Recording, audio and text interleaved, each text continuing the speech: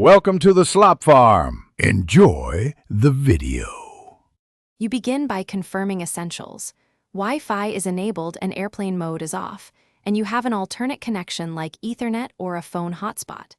Next, power cycle your modem and router. Unplug for 30 seconds, then plug back in to clear transient faults.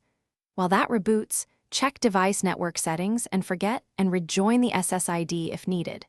These immediate steps remove most temporary issues. Once done, you'll move to targeted diagnostics to identify persistent problems. Now you dig into configuration. Run your operating system's network troubleshooter to gather error details and test basic fixes automatically.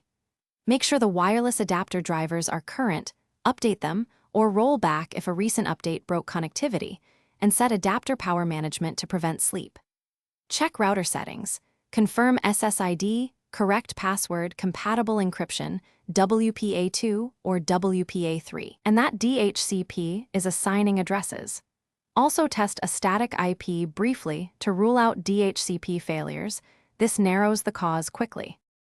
For advanced resolution, change the Wi-Fi channel or move devices to 5 GHz to avoid interference, and reposition the router for line of sight where possible.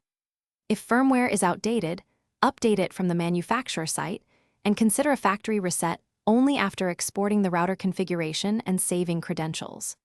Finally, check your ISP service status and review router logs for authentication or upstream errors. Troubleshooting tip: if problems persist, test with a different router or